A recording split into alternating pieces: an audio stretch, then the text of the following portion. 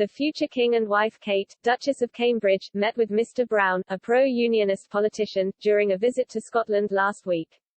But the increasingly madcap politician failed to mention that the Duke and Duchess of Cambridge also met with SNP leader Nicola Sturgeon during the same tour.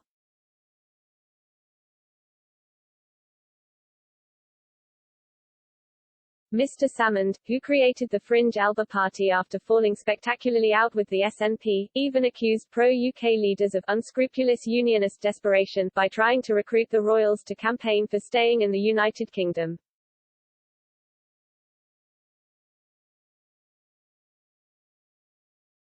He said, whatever Prince William thought he was doing by agreeing to a confab with Gordon Brown just as he set up his latest campaign for the Union.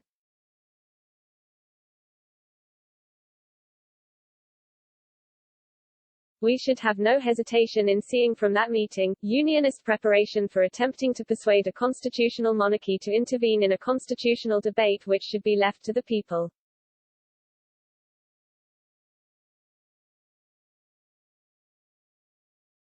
He added, it would be very wise for the royal family to follow what has been the Queen's example over her long reign, to keep the monarchy over and above politics.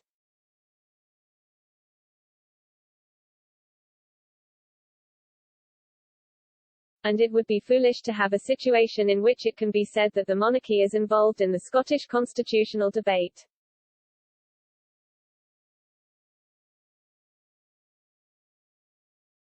Mr. Brown, a former Labour Prime Minister, was one of the leaders of the pro-union camp which won the Scottish independence referendum in 2014.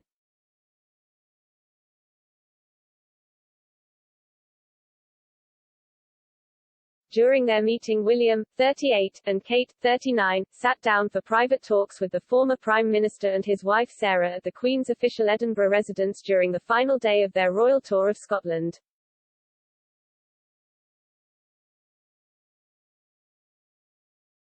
In his farewell speech, the future king described how Scotland has shaped him as he praised its people and values.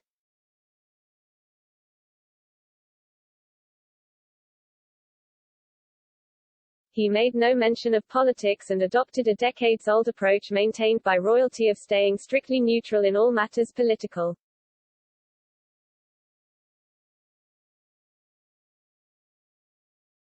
But his blatant attempts at neutrality, and his meeting with the current Scottish First Minister, who is vocally demanding a second Scottish independence referendum, did nothing to appease Mr. Salmond.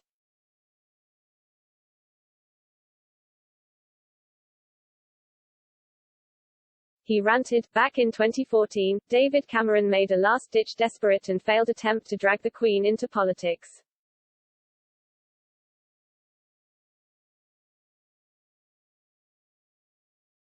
The Brown meeting shows poor judgment on both sides, but the same degree of unscrupulous unionist desperation.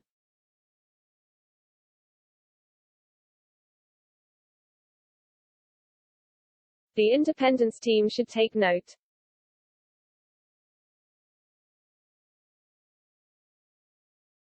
Despite launching Alba to much fanfare ahead of Holyrood's May election, it failed to strike a chord with the Scottish electorate.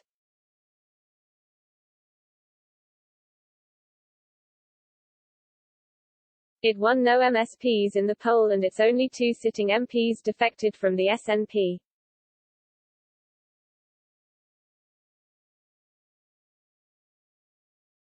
And bookies888.com believe it has no chance of making headway anytime soon.